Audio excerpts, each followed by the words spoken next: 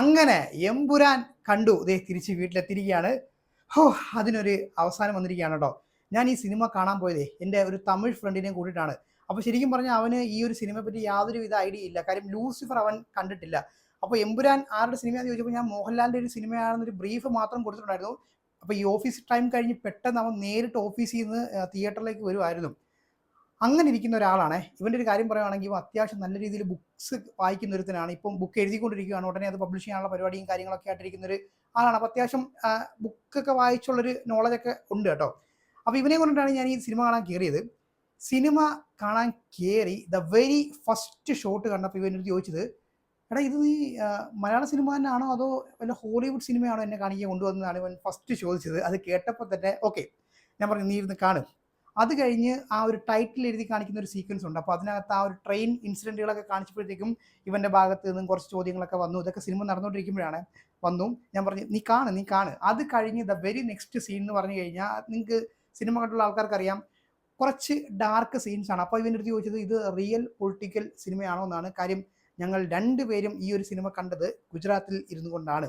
Okay, അങ്ങനെ cinema തുടങ്ങി അടുത്തടുത്ത സീക്വൻസുകൾ വരുന്ന സമയത്ത് ഇവ എന്നോട് ചോദിച്ച ഒരു ചോദ്യം, അതായത് ആദ്യം ചോദിച്ച അതേ ചോദ്യം, ഇത് ശരിക്കും ഒരു മലയാള സിനിമയാണോ അതോ ഇനി വല്ല ഹോളിവുഡ് സിനിമ ഡബ് ചെയ്ത് മലയാളത്തിലേക്ക് ഇറക്കിയതാണോ എന്ന്.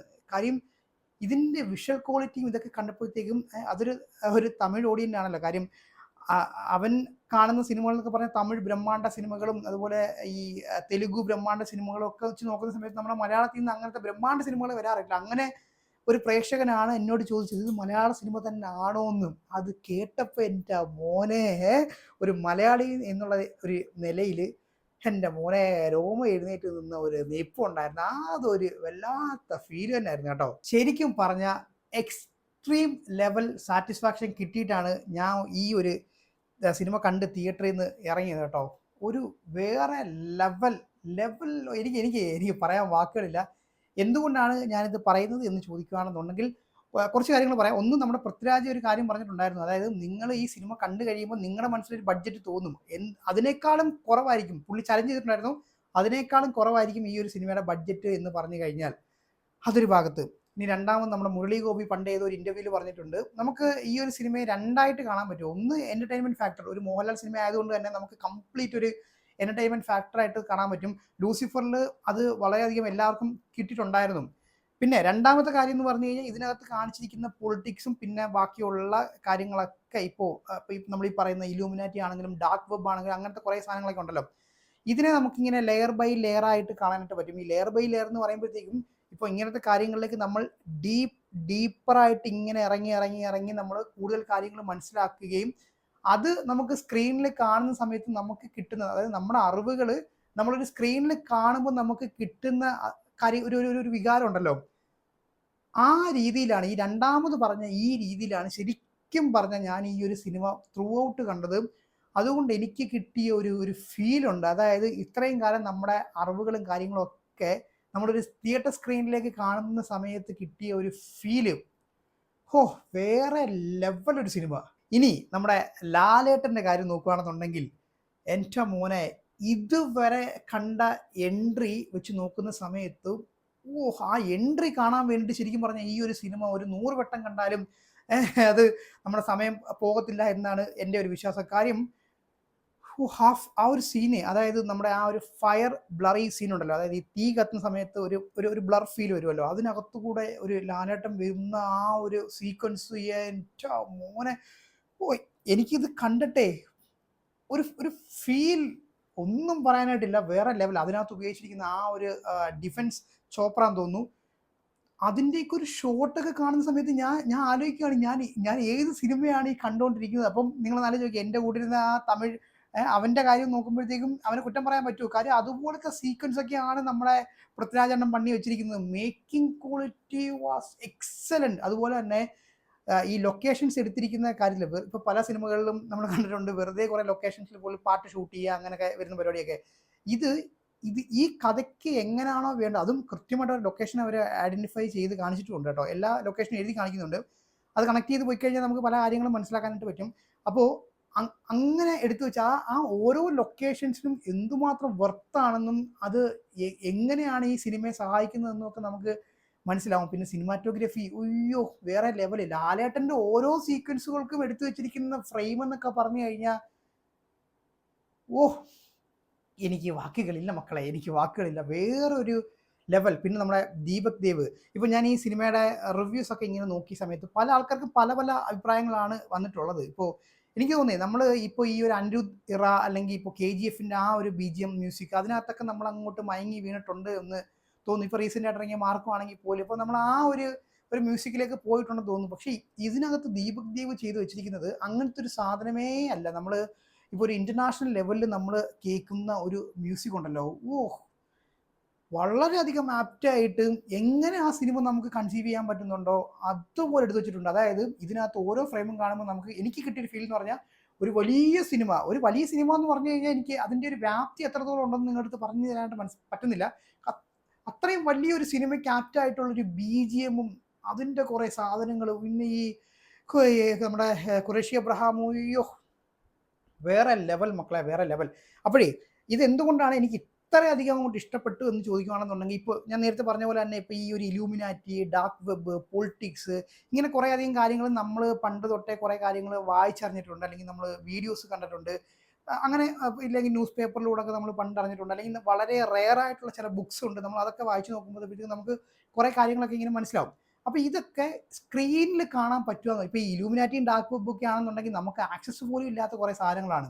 അപ്പോൾ അങ്ങനത്തെ സാധനങ്ങളൊക്കെ നമുക്ക് എപ്പോഴെങ്കിലും ഒരു സമയത്ത് റിയൽ വേൾഡിൽ, അതായത് അങ്ങനത്തെ ആൾക്കാർ എങ്ങനെയൊക്കെ ആയിരിക്കും പ്രവർത്തിക്കുന്നത്, അല്ലെങ്കിൽ അവരുടെ ലൈഫ് സ്റ്റൈലൊക്കെ എങ്ങനെയാണ്, അല്ലെങ്കിൽ അവർ എങ്ങനെ ആയിരിക്കും, അതൊക്കെ നമുക്ക് അറിയാനായിട്ടൊരു ആഗ്രഹമുണ്ടല്ലോ. അതൊക്കെ സ്ക്രീനിൽ കണ്ടിട്ട് കാണുമ്പോൾ ഒരു ഫീൽ ഉണ്ട്. അതിനകത്ത് എൻ്റെ ഒരു പ്രധാനപ്പെട്ട ഒരു ശ്രമം എന്ന് പറഞ്ഞു കഴിഞ്ഞാൽ ഇതിനകത്ത് ഓരോ ഡീറ്റെയിലും ഇവർ സ്ക്രീനിനകത്ത് എന്തൊക്കെ കൊണ്ടുവന്നിട്ടുണ്ട്, ഇലൂമിനാറ്റിയുടെ സിമ്പിൾസ് എവിടൊക്കെ ഇവർ ഉപയോഗിച്ചിട്ടുണ്ട്, ഇതൊക്കെ നോക്കലായിരുന്നു ഒരു പ്രധാനപ്പെട്ട പരിപാടി എന്ന് പറഞ്ഞത്. അപ്പം ആ രീതിയിൽ നോക്കുമ്പോൾ ഇപ്പോൾ ഖുറേഷി അബ്രഹാം എന്ന് പറയുമ്പോഴത്തേക്ക് അത്രയും വലിയ ഒരു ലെവലാണ്. അതായത് ഇപ്പം ഇതുപോലുള്ള സീക്രട്ട് സൊസൈറ്റി അങ്ങനെയൊക്കെ റെപ്രസെന്റ് ചെയ്യുന്ന ഒരാളാണ്. അപ്പം ആ ലെവലിലാണ് അയാൾ നിൽക്കുന്നത്. ഇപ്പൊ സിനിമയ്ക്കകത്തൊരു ഡയലോഗ് പറയുന്നുണ്ട്, അത് നമ്മുടെ സെയ്ദിനോട് പറയുന്ന, പൃഥ്വിരാജിന്റെ ക്യാരക്ടറിനോട് പറയുന്ന ഒരു ഡയലോഗ് ഉണ്ട്, എനിക്ക് വേണമെന്നുണ്ടെങ്കിൽ ഇതൊറ്റ നിമിഷം കൊണ്ട് തീർക്കാന്നൊക്കെ പറയുന്ന ഒരു സാധനമൊക്കെ ഉണ്ട്.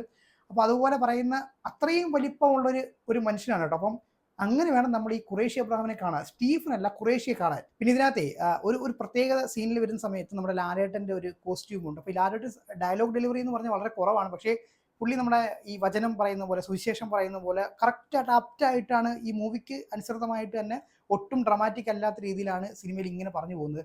അപ്പോൾ ആ സമയത്ത് പുള്ളിയുടെ ഒരു ഡ്രസ്സുണ്ട്, അതായത് ഇങ്ങനെ ഉള്ള ഒരു ഷേപ്പ്. ഇപ്പോൾ സിക്കാട ആ ഒരു റിങ് കുറേ കാണിക്കുന്നുണ്ട്, ഇപ്പം അതുപോലെ തന്നെ ഈ ഒരു ഷേപ്പുള്ള ആ ഒരു ഡ്രസ്സൊക്കെ ഉണ്ട്.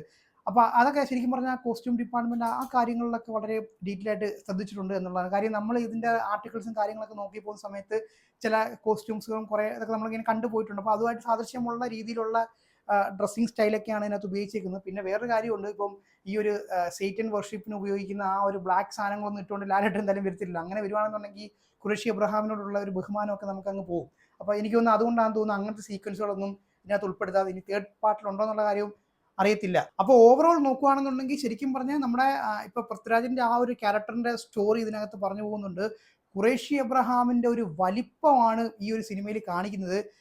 പിന്നെ ഈ ഇന്ത്യൻ പൊളിറ്റിക്സിൽ നമ്മൾ ഫീഡ് ചെയ്ത് കൊടുക്കുന്ന കുറേ കാര്യങ്ങളൊക്കെ ഉണ്ട്. അതായത് ഈ രാഷ്ട്രീയ നേതാക്കൾക്ക് ഫീഡ് ചെയ്ത് കൊടുക്കുന്ന കാര്യങ്ങൾ, പിന്നെ സ്പൈ ആയിട്ട് വർക്ക് ചെയ്യുന്ന കുറേ ആൾക്കാരുണ്ട്. നമ്മളിപ്പം ലൂസിഫറിലും കണ്ട പോലെ തന്നെ അവിടെ ഇവിടെ നിൽക്കുന്ന ആൾക്കാരൊക്കെ ഉണ്ട്. അപ്പം അങ്ങനെ കുറേയധികം ക്യാരക്ടേഴ്സ് ഉണ്ട്. ഇപ്പം നിങ്ങൾ വലിയ കോർപ്പറേറ്റ് കമ്പനികളിലൊക്കെ നിങ്ങൾ വർക്ക് ചെയ്യുന്ന ആൾക്കാരൊക്കെ ആണെന്നുണ്ടെങ്കിൽ നിങ്ങൾക്ക് ശരിക്കും പറഞ്ഞാൽ നല്ല രീതിയിൽ റിലേറ്റ് ചെയ്യാനായിട്ട് പറ്റും. കാര്യം ഇതുപോലെ ഇൻഫർമേഷൻ ചോർത്താൻ നിൽക്കുന്ന കുറേ ആൾക്കാരുണ്ട്. അപ്പോൾ അങ്ങനെയൊക്കെ ഉള്ള ഒരു രീതിയിൽ നല്ല വിശാലമായൊരു മനസ്സും നല്ലൊരു വലിയ ലോകവും കണ്ടിട്ടുള്ള ആൾക്കാർക്ക് ശരിക്കും പറഞ്ഞാൽ ഈ സിനിമ അത്രയധികം ഡെപ്തിൽ മനസ്സിലായി, അത്രയധികം എൻജോയ് ചെയ്ത് കാണാനായിട്ട് പറ്റും. പിന്നെ അവസാനത്തെ മറ്റേ ഡ്രാഗൺ പുറകിൽ ഉള്ള ആളെ കണ്ടുപിടിക്കാനായിട്ടാണ് ആയിരുന്നല്ലോ ഒരു ശ്രമം സിനിമ തുടങ്ങുന്നതിന് മുമ്പായിട്ട്. അപ്പോൾ അതിനകത്ത് സിനിമയുടെ ഒരു ക്ലൈമാക്സ് ആകുമ്പോൾ എന്തായാലും പുള്ളിയെ റിവീൽ ചെയ്യുന്നുണ്ട്. അപ്പം ചിലപ്പോൾ നിങ്ങൾക്ക് പുള്ളി കണ്ടിട്ട് നമ്മൾ എന്താ പറയുക, നമ്മുടെ സൂപ്പർ സ്റ്റാർ അങ്ങനത്തെ ഒരു മൈൻഡ് സെറ്റ് നമുക്ക് കിടപ്പുണ്ടല്ലോ. അപ്പോൾ അങ്ങനെ അല്ല ഈ സിനിമയിൽ കാണിച്ചിരിക്കുന്നത്. ഇപ്പോൾ നമ്മുടെ മലയാളം, അതായത് കേരളത്തെ ചുറ്റിപ്പറ്റിയുള്ള കഥാപാത്രങ്ങൾ നമുക്ക് പറഞ്ഞു കഴിഞ്ഞാൽ ഇപ്പോൾ മഞ്ജു വാര്യർ, ടോവിനോ അങ്ങനെ ഉള്ള ആൾക്കാരാണ്. കാര്യം ഇത് കേരളമാണ്. പക്ഷേ ബാക്കി അങ്ങോട്ട് നമ്മൾ നോക്കുന്ന സമയത്ത് ഏറ്റവും ആപ്റ്റ് ആയിട്ടുള്ള ക്യാരക്ടർ സെലക്ഷനാണ് ഇപ്പം ഈ ഒരു സിനിമയ്ക്കകത്തുള്ളത്. പിന്നെ അവസാനം വരുന്ന സമയത്ത് നിങ്ങൾക്ക് നിരാശ തോന്നിയിട്ടുണ്ടെന്നുണ്ടെങ്കിൽ ഞാനൊരു കാര്യം പറയാം. നിങ്ങൾ ഇപ്പോൾ എന്താ പറയുക ചൈനീസ് ട്രയാഡ്സ് ഒക്കെ നിങ്ങൾ ചുമ്മാ നോക്കിക്കഴിഞ്ഞ് കഴിഞ്ഞാൽ നിങ്ങൾക്ക് കുറേ ആൾക്കാരെ കാണാൻ പറ്റും. അപ്പോൾ അതിന് അവരോട് സാദൃശ്യമുള്ള ഒരാളെ തന്നെയാണ് ഇപ്പോൾ ഇതിനകത്ത് കൊണ്ട് പ്ലേസ് ചെയ്തിരിക്കുന്നത്. പിന്നെ ഇതിനകത്ത് 2 ഗ്രൂപ്പിന്റെ കാര്യമൊക്കെ ഇങ്ങനെ കാണിക്കുന്നുണ്ട്. ഇപ്പോൾ പേര് ചെറുതായിട്ട് മാറ്റിയിട്ടുണ്ടെങ്കിൽ പോലും ഇങ്ങനെയുള്ള കുറേയധികം ഗ്രൂപ്പുകളും ഫാമിലീസും ഒക്കെ നമുക്കറിയാം. ഇപ്പം റോക്ക് ഫെല്ലേഴ്സും റോക്ക് ഷൈൽഡും റോക്ക് ഫെല്ലേഴ്സും അല്ലെങ്കിൽ ഫ്രീ മേസൺ ഇങ്ങനെ കുറേ ഫാമിലീസും കാര്യങ്ങളും അവരുടെ ആക്ടിവിറ്റീസും അവരുടെ ഹിഡൻ അജണ്ടാസും ഒക്കെ നമ്മളിങ്ങനെ കുറേ വായിച്ചിട്ട് മനസ്സിലാക്കിയിട്ടൊക്കെ ഉണ്ട്. അപ്പോൾ അതുപോലെ തന്നെ ഈ ചൈനീസ് ട്രയാഡ്സും അങ്ങനെ കുറേ കാര്യങ്ങളും ഒക്കെ ഈ സിനിമയ്ക്കകത്ത് കാണിക്കുന്നുണ്ട്. അപ്പോൾ അത് അത് ഇനി തേർഡ് പാർട്ട് കാണാൻ വേണ്ടിയിട്ടാണ് ഇനി ഈ അങ്ങനെയുള്ള ആൾക്കാർ തമ്മിലുള്ള ഫൈറ്റ് എങ്ങനെയാണെന്നുള്ളത്. ഇപ്പം വെറുതെ 2 പേര് അങ്ങോട്ടും ഇങ്ങോട്ടും നിന്ന് ഫയർ ചെയ്യുന്നതല്ലാതെ ഇതിന്റെ ഒരു ഡെപ്തിലേക്ക് എത്തുമാത്രം L3 പോകും എന്നുള്ളതാണ് ഇനി എന്നെ എക്സൈറ്റ് ചെയ്യിപ്പിക്കുന്ന ഒരു കാര്യം. എന്തായാലും ശരിക്കും പറഞ്ഞാൽ ഞാനിപ്പോൾ ഇത്രയും പറഞ്ഞ് വെച്ചിട്ട് നിങ്ങൾക്ക് ഏതാണ്ടൊക്കെ മനസ്സിലായി കാണുമല്ലോ. അതായത് ഞാൻ അത്രയധികം ഇത് ഭയങ്കരമായിട്ട് എൻജോയ് ചെയ്തു. എൻ്റെ എൻ്റർടൈൻമെന്റ് എന്ന് പറഞ്ഞു കഴിഞ്ഞാൽ ഇതിനകത്ത് ഈ ഡീപ്പർ ആൻഡ് ഡീപ്പറിലേക്ക് പോയിട്ടുള്ളൊരു കാര്യമാണ്. അല്ലാതെ ഇപ്പോൾ ലാലേട്ടൻ ഫൈറ്റ് ചെയ്യുന്നോ അതൊക്കെ ഒരു സൈഡിലുണ്ട്. പിന്നെ അയ്യോ അവസാനത്തെ ആ ഒരു ഫൈറ്റ് ഉണ്ടല്ലോ, എൻ്റെ അമ്മ ഇവർ രണ്ടുപേരും കൂടെ ഉള്ള ഒരു സീക്വൻസ്, എൻ്റെ അമ്മ എന്തൊരു കൊറിയോഗ്രാഫിയാണ് ചെയ്ത് വെച്ചിരിക്കുന്നത്. എന്തായാലും തിയേറ്ററിൽ കാണണം കേട്ടോ. തിയേറ്ററിൽ കണ്ടില്ലെങ്കിൽ ഭയങ്കര മോശമാണ്. നിങ്ങൾക്ക് ആരെങ്കിലും ഒക്കെ ഇതിപ്പം മോശമാണ് അതാണ് ഇതാണെന്നൊക്കെ പറഞ്ഞുകൊണ്ട് വരുന്ന ആൾക്കാരൊക്കെ ഉണ്ടെന്നുണ്ടെങ്കിൽ നിങ്ങൾ ജെന്യൂൻ ആയിട്ട് നിങ്ങൾ ഈ തിയേറ്ററിൽ പോയിട്ട് ഒന്ന് കണ്ടു നോക്കുക. എന്നിട്ട് ആ രീതിയിൽ നിങ്ങൾ ഈ സിനിമ ഒന്ന് കൺസീവ് ചെയ്ത് നോക്ക്. പൊളി എന്ന് പറഞ്ഞാൽ വേറെ ലെവൽ ഒരു വലിയൊരു സിനിമയുടെ, എൻ്റെ അമ്മോ, ഇന്ത്യൻ ഒരു സിനിമയിൽ തന്നെ, ഇന്ത്യൻ സിനിമയിൽ നല്ലത് ഭയങ്കര വലിയൊരു സിനിമ.